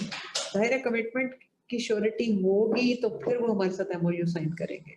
ठीक है, और डोनर्स के लिए या एनजीओस के लिए कोई इस पे कतरन नहीं है या कोई इस पे वो नहीं है, बात नहीं है आपकी तरफ से कि उनकी जो प्रोसेस है, लेट्स सपोज उन्होंने कॉल फॉर प्रपोजल दी, उसमें कोई भी एनजीओ अप्लाई कर सकती है चाहे उसका एमओयू हो या ना हो, क्योंकि बहुत सारे उन्होंने इसको क्राइटेरिया बना दिए, रेगुलेशन इन प्लेस हैं उसके मुताबिक ही करेंगे ना। Any donor will advertise it like what they want, how they want, तो वो उसमें जो भी क्वालिफाई करेगा तो once they get that commitment they can always apply with us। ठीक है, और एक क्वेश्चन जो हमने पहले भी आपसे बात की थी वो भी आ रहा है बार बार, वो एनओसीज के बारे में है कि once we get NOC or from the EAD, फिर हमें जाना पड़ता है BDMA के पास, फिर हमें जाना पड़ता है डिस्ट्रिक्ट्स के पास। बहुत सारी एनजीओ ये कह रही हैं कि, और ये ज्यादातर केस होते हैं इमरजेंसी प्रोजेक्ट के अंदर कि उनको जाके वहां से एनओसी लेने पड़ते हैं, फिर वो प्रोजेक्ट इम्प्लीमेंट कर सकते हैं। तो वो कहते हैं कि इसके ऊपर कोई बात चल रही है कि ये इसको थोड़ा सा स्ट्रीमलाइन किया जा सके कि एक ही उससे एनओसी अगर मिल जाए तो बाकी दोनों अलाउ कर दें आपको। आई थिंक कि हमारा जो एनओसी या एमओयू का प्रोसेस है दैट्स क्वाइट थॉरो, और once MOU with the EAD is signed, इसमें कोई इतनी बार नहीं होनी चाहिए, क्योंकि अगर आप देखें प्रोविंसेस के बाद उनको क्यों जाना पड़ता है दोबारा? पीडीएम में जो नहीं जा सकता ना, इसलिए कि हमारी भी प्री रिक्विजिट जो चेकलिस्ट है उसमें provincial registration is already a part of it. So if an NGO is working with any province तो उसकी रजिस्ट्रेशन तो वो हमें पहले ही दे देती है, तो उसको दोबारा रजिस्टर्ड होने की क्या जरूरत है? बिकॉज देखिए ना, हमारी जो चेकलिस्ट है उसमें पहले प्रोविंशियल रजिस्ट्रेशन भी आ रही है. If they want to work in a province they have to submit their documents. जो मैंने अभी आपसे डाटा शेयर किया था उसमें जितनी भी 552 NGOs अंडर हमारे पास प्रोसेस हैं उसमें बहुत सारी NGOs हैं. तो हमें कैसे पता चला ये पंजाब में काम कर रही है, ये क्योंकि उनके रजिस्ट्रेशन से पता चला कौन SCCP से रजिस्टर्ड है, कौन सी पंजाब से रजिस्टर्ड है, कौन सी Balochistan. So this proof has been already provided to us. तो उसमें मुझे नहीं लगता कि once they have got an NOC for go ahead and if their projects are recommended तो there should be any bar by the provinces के उनको hold करें. तो आपने वो जो बात की थी इंट्रा प्रोविंशियल कोऑर्डिनेशन की, इंट्रा स्टेकहोल्डर कोऑर्डिनेशन की, उसमें इस पॉलिसी में कुछ है कि जैसे PVMAs हैं उनको भी लूप में लिया जाए या डिस्ट्रिक्ट रजिस्ट्रेशन अथॉरिटीज जैसे हैं? हाँ जी, हाँ जी. और जैसे सोशल वेलफेयर डिपार्टमेंट ने जो रजिस्टर करता है, सोसाइटी एक्ट वाले या SCCP वाले? नहीं, हमारे तो स्टेक होल्डर्स सारे ही हैं. यानी अगर आप हमारे इंटरनल स्टेक होल्डर्स देखें तो it's all the government relevant stakeholders, जिसमें सारे चैरिटीज कमीशंस आ रहे हैं, वेलफेयर डिपार्टमेंट्स आ रहे हैं, SCCP आ रहा है, मिनिस्ट्री ऑफ फॉरेन अफेयर्स आ रही है, आपके बाकी सिक्योरिटी क्लियरेंस के सारे. तो वो इट्स अ होल प्रोसेस. और ये e-पोर्टल इसीलिए लॉन्च कर रहे हैं कि once an NGO uploads their documents and we forward it to the relevant stakeholders, then it's available for the processing. तो वो उनके डैशबोर्ड पे नजर आएगी. They have to process it within the timelines. तो इंशाल्लाह ये बेहतर होगा. बहुत हमारा जो पर्सनल एक्सपीरियंस है, अभी जो हमने प्रोजेक्ट डिस्ट्रीब्यूशन की है सीड्स फर्टिलाइजर की 3 डिस्ट्रिक्ट में हमने की, लिया, भक्कर और मुजफ्फरगढ़. लिया और भक्कर में हमें फौरन से NOCs मिल गए. हम गए उनके पास एग्रीकल्चर डिपार्टमेंट के पास, उन्होंने कहा जी आपको DC से NOC लेना पड़ेगा, फिर हम आपका साथ डिस्ट्रीब्यूशन करेंगे. लेकिन मुजफ्फरगढ़ में थोड़ा टाइम लगा क्योंकि वहाँ पे उन्होंने तमाम डिपार्टमेंट्स को, जो लोकल डिपार्टमेंट्स थे, उनको वेरिफिकेशन के लिए भेज दिया. लेकिन हम वो पहले आपको जमा करा चुके थे, आप APA जमा करा चुके थे, MOU ऑलरेडी हमारा साइंड है और हमारे थीमेटिक एरिया में भी वो चीज़ें आ रही थी, सब कुछ फॉलो कर रहा था. लेकिन उसके बावजूद हमें वो सारे लेंथी प्रोसेसेस नहीं, आई थिंक कि हमें इसको प्रोविंसेस को हम करेंगे कि बिकॉज अगर आप ऑलरेडी एक रजिस्टर्ड NGO हैं और आपके thematic areas and projects already approve हो चुके हैं फेडरल लेवल पे, तो आपको फिर फर्दर प्रोविंशियल NOCs की जरूरत नहीं होनी चाहिए. Because this is a thorough process और इसमें हमने जो भी प्रोजेक्ट्स अप्रूव हुए हैं they have gone through all that procedure through all the relevant stakeholders. तो उसके बाद कोई इशू नहीं होना चाहिए. ठीक. अच्छा, कोई और सवाल अगर कोई बोलना चाह रहे हो उनको देख लें. असल में यही क्वेश्चन बार बार रिपीट हो रहे थे तो मेरे ख्याल से नहीं, करके कोई बोल के मुझे जो आपने क्वेश्चंस भेजे थे उसमें से भी देख लेते हैं कि have I addressed all of them. Can local organizations registered with the EAD before applying for projects with international donors? नहीं, क्योंकि आपके पास अगर डोनर कमिटमेंट नहीं है और फॉरेन फंडिंग नहीं है तो फिर आप क्यों आ रहे हैं हमारे पास? If a case has been forwarded to the Ministry of Foreign Affairs for review, how can organizations help move their case along, especially in case of long delays? Long delays will be catered for once this e-portal is launched. और इसके लिए मैं बार बार आपसे request कर रही हूँ कि जो हमारे साथ रजिस्टर्ड हो चुकी हैं और जो हमारे साथ अंडर प्रोसेस हैं वो अपने documents, we will make this tab available next week on our website and you can start uploading your documents, ताकि डाटा पॉपुलेट हो और स्टेक होल्डर्स को हम इसको फॉर प्रोसेसिंग जो है ना इसकी के ऊपर स्टार्ट कर सकें. और इसमें फिर डिलेज के लिए कैटर करने के लिए हम जो पॉलिसी रिवाइज कर रहे हैं उसको टाइमलाइंस भी दे रहे हैं, इसीलिए दे रहे हैं ताकि आप लोगों को फैसिलिटेट किया जा सके. Typically, how long do cases take to be verified and approved? It depends actually. कुछ लोगों के 2 महीने में भी हो जाते हैं, कुछ लोगों के शायद 2 साल में भी नहीं होते.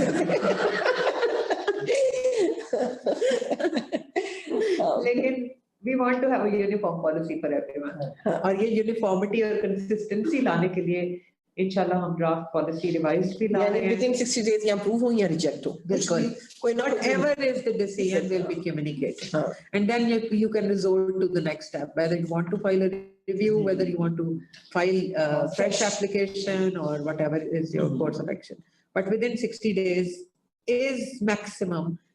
We are hoping कि ये बहुत जल्दी हो जाएगा इंशाल्लाह. If an organization has acknowledgement letter from EAD, can they receive foreign funding in their bank account before the signing of MOU? Mostly होता यही है कि जो स्टेट बैंक की पॉलिसी या रेगुलेशंस हैं वो भी इसी को कहती हैं कि MOU if it's with the EAD is signed, तो तब आप eligible हैं to receive the foreign funding. Otherwise you cannot. How can a newly established NGO registered? इसके लिए हमने काफी डिटेल में डिस्कशन कर ली है और इसको हम देखेंगे कि जब आप लोग टेस्टिंग के दौरान अपनी डाटा को पॉपुलेट करने की कोशिश करेंगे, if there are any concerns or issues you can tell us और हम उसको NITB के साथ मिलके इसको थोड़ा बेहतर कर सकेंगे. Do newly registered organizations have to obtain approval of Commissioner Inland in order to apply for an MOU with EAD? Tax matters के लिए I think NGOs are responsible themselves to deal it with the FPR. हमारे लिए जो हम नई policy में देख रहे हैं इस वक्त तो yes, this is very much required कि आपके पास अगर कोई exemptions है तो उसका कमिश्नर इनलैंड रेवेन्यू का अप्रूवल होना जरूरी है. लेकिन what we foresee in the future is कि अगर आप active taxpayer list में हैं तो it shouldn't bar you from applying for the MOU. क्योंकि बैंक्स वाले भी यही देखते हैं जब भी आप बैंक अकाउंट खोलते हैं कि आप एक्टिव टैक्सपेयर लिस्ट में हैं या नहीं है और आप फाइलर हैं या नहीं है, तो that's an important question. I think inland revenue से कोई लेना पड़ता है. हाँ, वो अभी तो एग्जम्पशन सर्टिफिकेट लेना पड़ता है, लेकिन एग्जम्पशन सर्टिफिकेट अगर नहीं भी रिक्वायर्ड है, if you because NGOs are working for profit as well, they are working for non-profit as well, so there are some areas where they have to register with the income IR department and they have to pay their taxes. In some areas they don't have to pay the taxes, so ये tax matters आप अपने FBR के साथ खुद handle करें. इसके लिए मेरे हाल में हमारे लिए इतना complication नहीं होना चाहिए. If you are a part, if you are a filer and if you are in the ATL active taxpayer list, तो इसमें in the future we see कि ये नहीं होगा. लेकिन अभी at the present, yes, the Commissioner Inland Revenue अगर if you have any exemption, so you have to file it. ठीक है. If an organization only has trustees working voluntarily and no hired staff, ये हम discuss कर चुके हैं. If a bank requires a signed MOU with EAD to open an account, ये भी हम discuss कर चुके हैं. What is the best way for organization to present their case during the appeals process if their application is rejected? Best way तो आपको ही पता होगी. हमारे पास तो review आएगा, appeal आएगी और उसके बाद फिर हम उसको process करेंगे जो भी processing time है. Within a week of rejection, you can file your review in the existing policy और उसके बाद हम उसको in-house meeting के बाद you will have a chance to explain yourself and we will see a way out के final decision उस पे क्या होता है. कुछ आप पूछना चाह रहे थे? Has the exemption notification period for COVID-19 related has been extended? Extended तो नहीं है, but we have not halted any foreign funding. Exemption period हमारा March 26 से लेके September 25 से September 26 तक था. लेकिन इसके बावजूद we have written clear instructions to the bank कि जिन organizations के cases हमारे साथ under process है उनकी foreign funding halt नहीं की जाए till the final outcome. तो इसलिए मुझे नहीं ख्याल कि आपका इसमें कोई प्रॉब्लम आनी चाहिए. ठीक है. जैसे आपके क्वेश्चन है तो फिर मेरे पास. Thank you very much madam. आज का जो सेशन है मैं समझता हूँ बहुत प्रोडक्टिव है और बहुत हेल्पफुल है बहुत सारी ऑर्गेनाइजेशंस के. मैडम ये जो चैलेंज जिस पे भी आपने अपना पॉइंट ऑफ व्यू दिया कि जो मोस्टली ऑर्गेनाइजेशंस हैं उनको यही चैलेंज आ रहा है कि जो प्रोविंशियल लेवल्स के ऊपर जब मैडम वो जाते हैं तो वहाँ पे उनका वो प्रोसेस इतना लेंथी और डिले होता है कि इवन कभी कभार उनका इवन वो पीरियड जो प्रोजेक्ट पीरियड है वो लैप्स कर जाता है। जैसे तो सब कह रहे थे कि वो इमरजेंसी प्रोजेक्ट होते हैं। तो अगर इस पे जैसे अभी आपने आंसर कर दिया कि आप लोग जरूर ऑन बोर्ड करेंगे प्रोविंशियल अथॉरिटीज को, तो ये बहुत बड़ी आसानी पैदा हो जाएगी इस डेवलपमेंट सेक्टर के लिए। अच्छा, दूसरा मैडम इस तरह है कि जिन ऑर्गेनाइजेशंस के एमओयू साइन है और वो एपीएस जमा करा रहे हैं फॉर न्यू प्रोजेक्ट्स, अब वो प्रोजेक्ट्स के लिए सबमिट कर देते हैं, लेकिन जब वो केसेस रेफर करते हैं टू एजेंसीज, तो वो जो कवर लेटर है उसके ऊपर जो सब्जेक्ट है वही पुराना होता है for signing of an MOU. तो वो जब एजेंसीज उस ऑर्गेनाइजेशन को अप्रोच करती हैं तो वो कहती है कि भाई आप एमओयू साइन कर रहे हैं तो आप ये सारे डॉक्यूमेंटेशन दे दें। हालांकि वो एमओयू साइन नहीं कर रहे थे, वो एपीए उन्होंने जमा कराया फॉर न्यू प्रोजेक्ट। एक और चैलेंज जो आप पेश कर, इसके लिए तो हमने डिटेल में आपको बताया है कि you can always upload your new project details, वो हम हाँ जी लगा देंगे। वो तो भी आपने चेकलिस्ट का वो बात नहीं, बस आपने अपनी पूरे 13 स्टेप्स कंप्लीट कर लिया, आपका सारा हो गया। If you are receiving any additional project you can always upload that information. Right.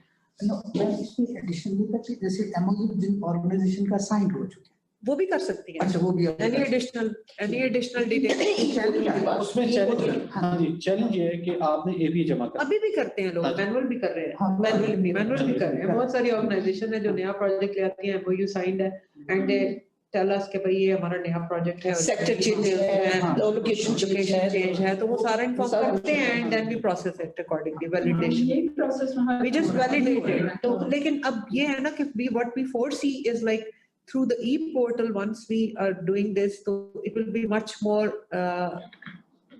beneficial and efficient for all of us. हमारे लिए भी, stakeholders के लिए भी और NGO सेक्टर के लिए भी it will create a more space. और इसमें टाइम सेविंग भी बहुत ज्यादा है, क्योंकि ऑटोमेटिकली एक्नॉलेजमेंट आपकी ऑटोमेटिक है, रिजेक्शन आपकी ऑटोमेटिकली आपको कम्युनिकेट हो जाएगी। बहुत सारी चीजें ऑटोमेट होने से आपको टाइमली डिसीजंस खुद ब खुद मिलना शुरू हो जाएंगे। बिकॉज मैनुअली देखे ना, it's with the limited HR and with the limited logistic support at all the ministries and government offices, में भी आपकी कहीं प्रोसेसिंग कहीं डिले होगी, मैनुअल फाइल पड़ी हुई थी किसी फाइल के नीचे दब गई है। लेकिन ऑटोमेशन में ये फायदा है कि it will always reflect, even जो पेंडिंग एप्लीकेशंस हैं they will pop up on my desk और हर ये हमारी पेंडिंग एप्लीकेशन है। It will be available to all the stakeholders कि ये पेंडिंग एप्लीकेशंस है, और उनके ऊपर फिर टाइम भी आ रहा होगा कि भाई इतने टाइम में आपने प्रोसेस करना है, तो वो फिर it will speed up the process. So what we foresee is कि ई पोर्टल से बहुत सारी चीजें बेहतर हो जाएंगी। एक एडिशनल क्वेश्चन, जैसे जो एपीएस ऑर्गेनाइजेशन सबमिट करती हैं for signing up MOU with ED, या जिनके एमओयू साइंड हुए हैं वो नए प्रोजेक्ट्स के लिए ये सबमिट करते हैं, लेकिन जब वो जो हमारा जो सेक्शन ऑफिस है वो जब डिसेमिनेट करते हैं information to the relevant stakeholders, वो एक स्टैंडर्ड फॉर्मेट है उसी पे वो भेज देते हैं। अब मिसाल के तौर पे एक ऑर्गेनाइजेशन है, they are not working in KP, or for example they are not working in Balochistan or Sindh or any province, लेकिन वो एक स्टैंडर्ड फॉर्मेट पे वो सबको भेज देते हैं, जबकि उनका जियोग्राफिकल एरिया जो है वो होता नहीं है। तो अब वो जो जैसे बलोचिस्तान से भी एजेंसीज जो है उस ऑर्गेनाइजेशन को अप्रोच कर रही थी कि भाई आप हमें इंफॉर्मेशन प्रोवाइड ये करें। एग्जिस्टिंग प्रोसेस में हाँ। That's why I am saying, ये जो अगर आपने ई पोर्टल में देखा है कि फर्स्ट स्टेप जो है that is after uploading your application, SO will forward it to the relevant stakeholders. Relevant means कि अगर एक ऑर्गेनाइजेशन 2 प्रोविंसेस में काम कर रही है तो हम उन 2 प्रोविंसेस को ही भेजेंगे। Relevant means कि हम उसको पूरे पाकिस्तान की सारे प्रोविंसेस में नहीं भेजेंगे। तो ये एक और होगा कि ई पोर्टल से ये भी होगा कि we will send it only to the relevant stakeholders, ताकि वो भी प्रोसेसिंग टाइम को आपके कम करेगा। क्योंकि अगर हम इररेलेवेंट स्टेक होल्डर्स को भी भेज रहे हैं और वो खामखा में वहां पे एक एक्सरसाइज और इन्वेस्टिगेशन स्टार्ट होती है या वेरिफिकेशन स्टार्ट होती है, तो दैट इज नॉट रिक्वायर्ड, तो उससे भी काफी डिले होता है। तो अच्छी बात है कि जो पंजाब में काम कर रही है वो सिर्फ हम पंजाब वालों से शेयर करेंगे, जो बलोचिस्तान में काम कर रही है हम बलोचिस्तान से, जो 3 प्रोविंसेस में काम कर रही है हम 3 प्रोविंसेस के साथ शेयर करेंगे। तो उससे भी आपका सिर्फ वो ये वाला लूप होल भी काफी एड्रेस हो जाएगा। प्रेशर कम मैडम इसी में 2 क्वेश्चन है मेरे, जो जोसेफ भाई ने क्वेश्चन किए ना। बहुत सारी एनजीओ ये कहती हैं कि जब एपी जमा कराने हम जाते हैं तो क्लियर गाइडलाइन कोई नहीं है उसकी। कभी वो कहते हैं कि डोनर को आप कंसर्न लेटर भी साथ लगाएं, हालांकि एपी जमा कराने जा रहे हैं तो उससे पहले हम सब कुछ जमा करा चुके होते हैं, फिर एग्रीमेंट साथ होता है। नहीं, एपीए तो is your annual plan of जी, एक्शन। उसके साथ फिर डॉक्यूमेंटेशन, क्योंकि चेकलिस्ट नहीं, मेरा नहीं ख्याल। चेकलिस्ट तो इस वक्त जो हमारी मौजूद है, because what e portal we are going to launch is relevant to existing policy. अभी तो हमारी इन प्लेस जो है वो 2013 की पॉलिसी है ना। We are working on improving it, we are working on improving the e portal, और हम इसको ई पोर्टल को एडजस्ट कर लेंगे अकॉर्डिंगली। जी ठीक है, जैसे ही हमारी जैसे नई टाइमलाइंस आती हैं तो हम उसके मुताबिक उसको एडजस्ट कर लेंगे। लेकिन ई पोर्टल का इस वक्त लॉन्च होना इसलिए जरूरी है just to speed up the whole process. जो आपको डिलेज आ रहे हैं डिफरेंट जगह पे, उनको खत्म करने के लिए ऑटोमेटिक, अगर हो सकता है किसी ने अभी तक एंडर प्रोसेस भेजी हुई है और हो सकता है उसको एक्नॉलेजमेंट नहीं मिली, तो once you upload the documents you will at least get the acknowledgement and you will have a proof कि हमारी एक्नॉलेजमेंट मिल गई है, हमारे डॉक्यूमेंट सबमिट हो गए हैं, वो प्रोसेसिंग शुरू हो जाए और प्रोसेसिंग शुरू हो जाएगी। तो वो इसलिए मैं रिक्वेस्ट कर रही हूँ बार बार कि जितनी भी एनजीओ हमारे साथ अंडर प्रोसेस हैं, या इवन जिनके एमओयूज हमारे साथ साइन हो चुके हैं, we will allow them to start populating their data, ताकि वो डाटा हम ई पोर्टल के ऊपर, एक तो इसकी टेस्टिंग हो जाएगी हमारी। कौन सी डेट से आपका ई पोर्टल शुरू हो रहा है? We want it इंशाल्लाह NITB के साथ हम नेक्स्ट वीक तक इसको टेस्टिंग फेज में just get the data populated, क्योंकि इसके बाद जब इसका है अगर तो जिस रोज आपका लॉन्च हो हम उसी दिन कोशिश करें, उस एक दिन हम टेस्टिंग फेज में तो इसको इंशाल्लाह नेक्स्ट वीक से डालते हैं, ताकि आपका डाटा पॉपुलेट होना शुरू हो। आप सिर्फ हमें इन्फॉर्म फॉर्मल लॉन्च के लिए मेरे हाल में इट विल टेस्टिंग के लिए हम चले जाएंगे ना, हम टेस्टिंग में आ जाएंगे। इसमें दूसरा क्वेश्चन एक था साथ, वही है कि एक तो ये, दूसरा वो कहते हैं कि बहुत सारी जगह पे ये अंडरस्टैंडिंग का क्योंकि टेस्टिंग में ये भी टेस्ट हो जाएगा ना कि कितनी एप्लीकेशंस आई हैं, कितनी प्रोसेस हो रही हैं, कितनी स्टेक होल्डर्स, तो स्टेक होल्डर्स भी अपने अपने डेस्कटॉप पे देख सकेंगे या लैपटॉप पे देख सकेंगे कि अब हमने आगे क्या करना है। तो this is not the testing for you people only, everybody for us as well, कि हमने उनको कैसे आगे प्रोसेस करना है। Like once we have received, where we have to send it, to whom we have to send it, how they are going to process it, तो ये हम सब के लिए एक तो टेस्टिंग हो जाएगा। ठीक है। दूसरा ये था कि शायद ईएडी जो है वो इसको फेडरल डिपार्टमेंट्स, फेडरल ऑफिसर्स को भेज देता है, जैसे जो भी एजेंसी है प्रोविंशियल ऑफिसर्स को नहीं भेजता, इसलिए शायद वो सारे प्रोविंस में भेज देते हैं, जैसे जो भाई ने कहा कि हर प्रोविंस से कॉल नहीं, देखिए हमारी चेकलिस्ट में मैंने आपको बताया है, अगर आप किसी प्रोविंस में काम कर रहे हैं तो चेकलिस्ट का हिस्सा है कि उस प्रोविंस से आप रजिस्टर्ड हैं। तो जब चेकलिस्ट में ऑलरेडी आप उस प्रोविंस का हिस्सा हैं और उस प्रोविंस ने आपको रजिस्टर किया हुआ है, तो उस प्रोविंस में काम करने के लिए जो भी आपका एनुअल प्लान ऑफ एक्शन या जो भी आपका प्रोजेक्ट अप्रूव हुआ है, you are eligible to get foreign funding and implement that project. उस पे प्रोविंसेस ऑन बोर्ड हैं। आई डोंट नो कि ये इशू है नहीं।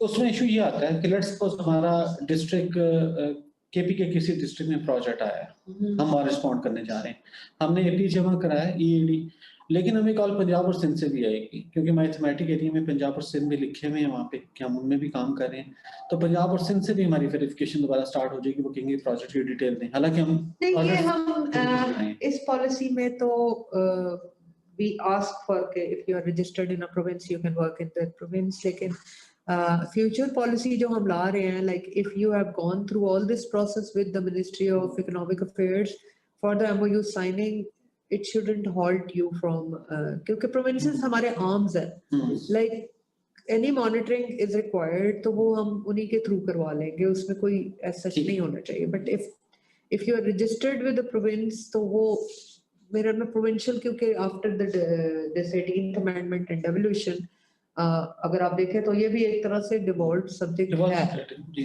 तो इसमें उनका रजिस्ट्रेशन हम पहले लेते हैं। हमारे साथ अभी तक इतना ये बहुत बड़ा कंसर्न नहीं आया है।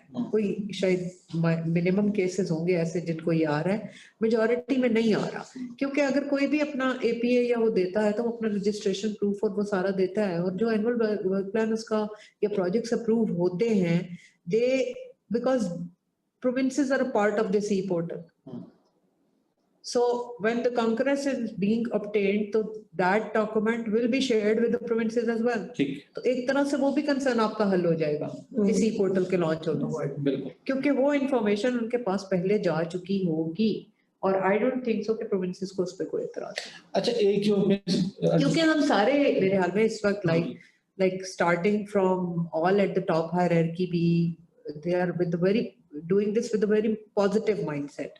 चाहे वो मिनिस्टर हो या सेक्रेटरी हो या हमारे एडिशनल सेक्रेटरी हो या हमारे प्रोविंशियल स्टेक होल्डर्स के सेक्रेटरीज हैं, जितने भी सेटअप्स हैं, they are quite positive, they want to create that space for the NGOs to work, and those NGOs which are credible and they want to work and contribute towards the socio-economic development, हम जरूर उनको support करना चाह रहे हैं। So it's like a consensus.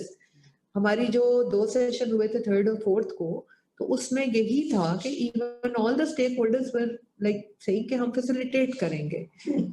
Misunderstanding है वो ये है कि जैसे लोकल ओरिजिनेटेड फंडिंग है वो फॉल नहीं करती ईडी के अंदर, ये फॉरेन कंट्रीब्यूशन के लिए, लेकिन कुछ डोनर और कुछ एनजीओस ये भी करती हैं कि ईडी को अप्रोच करती हैं, उनसे वहां से ईडी से उनको लेटर मिल जाता है कि ये इसमें फॉल नहीं करती, उसको एग्जम्पशन लेटर समझते हैं या उसको क्लेम करते हैं और वो सबमिट भी करा देते हैं, उस पर उनको लोकल फंडिंग भी मिल जाती है। ये कोशिश करती है नहीं, मेरा नहीं ख्याल के अगर वो फॉरेन फंडिंग ले नहीं रही तो हम यही लिख के देते हैं कि भाई अगर आप फॉरेन फंडिंग नहीं ले रहे तो फिर आप हमारे साथ एमओयू ना करें, because we are dealing with all this external inflows which are coming, क्योंकि इस लेटर से भी बहुत सारा का काम चल रहा है। नहीं वो फिर उसको उनको मिसयूज हो रहा है। नहीं, मिसयूज नहीं हो रहा, इसका फायदा उनको ये है कि वो उनको जो भी एजेंसीज उनको मॉनिटर कर रही है उनको ये पता चलता है फॉरेन फंडिंग कोई नहीं आ रही है, और ये हमें दे रहा है कि फॉरेन फंडिंग नहीं है, जो कुछ भी है लोकली है तो इनको लोकली लेने दो, वो ये है, चैरिटी से ले लेंगे, फिलैंथ्रोपी से कहीं से आ रहा है, सोशल वेलफेयर डिपार्टमेंट से भी बाजू का मिल रहा होता है, तो उसको फिर वो एक तरह का काम करने के लिए फैसिलिटेशन हो जाता है, लेकिन फॉरेन फंडिंग नहीं है। ठीक है, तो मिसयूज नहीं है। जोधा भाई, सोफिया आपको चैट करना चाहिए। मेरे लिए तो काफी सारा हो गया, काफी क्वेश्चंस आ भी गए मेरे हाथ, वो सेम है, ये और द सेम देख लीजिए, कोई वो बात करना चाहे तो उनसे देख ले। नहीं, मेरे ख्याल से ठीक है। एक मुश्ताक साहब थे, वो 7 स्पाइक्स वाले, वो उनके सारे क्वेश्चन आपने भी दोबारा से पूछ लिया उसमें से। आपकी तरफ से पॉइंट नहीं, मेरा ख्याल है कि सारा हो गया। हम we have done very thorough job today, और that is we are very grateful to Adila, Syeda Adila Bukhari, because ये बहुत कम मैंने जो है ना, मैंने बहुत अरसे से काम करी हूँ इसमें सेक्टर में भी और मेरे गवर्नमेंट सेक्टर में भी, लेकिन जितनी एंथुसियास्टिकली और जितनी एनर्जेटिकली अदीला को मैंने काम करते और जितना पॉजिटिवली करते और इतने थोड़े से अरसे में इन्होंने ऑटोमेटेड की तरफ लेके जा रही, she is here only for the last 6 months, तो यहाँ पर 6 months है ना, 7 months, लेकिन ये है कि काम से पहले शुरू हुआ था, थोड़ा सा हमने इसको एक्सपेक्ट, तो मैंने नहीं, लेकिन ये है कि मैंने स्पीड अप और जितनी एनर्जी के साथ काम करते हुए देखा है, और जिस तरह से उस रोज में आपके वो स्टेक होल्डर्स मीटिंग में भी थी, तो वहां पे मैं देख रही थी कि जैसे स्टेक होल्डर्स को आप ऑनलाइन करके और जल्दी से वो करवा रही हैं, तो that was very moving and heart touching, because वो लगता है फिर आपको एकदम से दोबारा से आपका ये ट्रस्ट होना शुरू होता है कि नहीं, इस मुल्क में कुछ ना कुछ हो रहा है और हम कुछ कहीं ना कहीं कुछ पहुंच जाएंगे। नहीं तो मायूसी में ना जैसे कि रे ऑफ होप होती है, that you are there for, no, it's not me alone, it's actually a whole team, I'll give credit to them. yeah, but for us, because you are the leader, so that's why we are saying so it's my team and my bosses who have entrusted me with this responsibility. तो जाहिर है उनकी भी support है, they want to facilitate the NGO sector, they want it to be, you know, efficient और ये processing को सारे ये कंसर्न्स हमारे पास काफी अरसे से आ रहे हैं। इनफैक्ट और मैंने हम एड्रेस करना शुरू कर रहे हैं तो जब where there is a will there is a way वाली बात है। तो जब हम करना शुरू होंगे तो इंशाल्लाह इसमें बहुत सारी इम्प्रूवमेंट साथ साथ आती रहेंगी। लेकिन ये है कि वही बात है कि we will make it available the link and you can start uploading your data and you can, if you have any issues or concerns in use तो हमें यूजर फ्रेंडली कितनी है ये एप्लीकेशन उसका भी पता चल जाएगा। तो that would be an benefit कि हम जब इसको फाइनल लॉन्च करने जाएं तो इसमें हमें ये भी पता चल जाएगा। Thank you. Okay thank you very much. ये कुछ अनाउंसमेंट है जिसमें हमारे हर थर्सडे को वेबिनार होता है। जोसेफ साहब और सोफिया होती हैं उसमें जो गाइडेंस और इंफॉर्मेशन प्रोवाइड करती हैं। तो नेक्स्ट थर्सडे भी हमारा वेबिनार होगा। जो आप लोग ज्वाइन करना चाहें, आप किसी को रेफर करना चाहें तो जरूर उनको रेफर करें। नेक्स्ट थर्सडे हेल्पलाइन है और लीगल एडवाइस है हमारे पास जिसमें हम आपको सपोर्ट कर सकते हैं इसमें कि अगर आपको एप्लीकेशन रिव्यू करवानी है या अपने आपको डॉक्यूमेंट रिव्यू करवानी है या आपको कोई उसमें गाइडेंस चाहिए कि किसी परफॉर्मेंस को कैसे फिल करना है तो आपको उस पर कॉल कर सकते हैं। जोसेफ साहब उस पर आपको बता सकते हैं, सोफिया उसको बता सकती हैं। इसके साथ साथ इन पर्सन कंसल्टेशंस भी आप अरेंज कर सकते हैं। आप जोसेफ भाई को या सोफिया को कॉल करके उनके साथ कोई मीटिंग का टाइम फिक्स कर सकते हैं और आके डिस्कस कर सकते हैं यहाँ पे हमारा ऑफिस। तो ये सब अवेलेबल है आप सर्विसेज हमारे पास। ये है नंबर दोनों और इसके साथ एक ईमेल लिंक भी है हमारा। आप अपनी एप्लीकेशन अगर रिव्यू करवाना चाहें या कोई डॉक्यूमेंट आपको फर्दर चाहिए हो, कोई रिक्वेस्ट हो आपकी, तो आप इस ईमेल पे हमें कांटेक्ट भी कर सकते हैं। तो I would like to thank all of you and especially मैं बल्कि अगर कहें तो यहाँ पे मेरा ईमेल भी शेयर कर लो। मेरा दैट इज वेरी इंपॉर्टेंट। जी आप बता दें। मैं बल्कि वो दूसरा लोग को जो है ना वो एसओ वाला वो नहीं चल रहा, ये जीएस का चल रहा है। जीएस एनजीओ जीएस रोज देखती है। हाँ जी मेरे को सा आईडी देना। GS NGOs at ead.gov.pk। आप कितने भी आगे जीएस एनजीओ है कार्ड पे देख। नहीं GS NGO just make sure कि it's the right. Let me check. Double check. Right, thank you very much all for joining us today or hope to see you again in the next webinar or feel free to contact these numbers and these email addresses for any queries, any questions, any further information। और ई portal को जरूर इस्तेमाल करना शुरू करें। ई portal जब launch होगा तो हम लोग भी आपको बताएंगे और से भी आपको पता चलेगा। अभी तक लॉन्च नहीं हुआ, अभी टेस्ट जब स्टार्ट होगा तो हम आपको बता देंगे address. I think NITB is ready for the launch and they are just waiting for the green signal।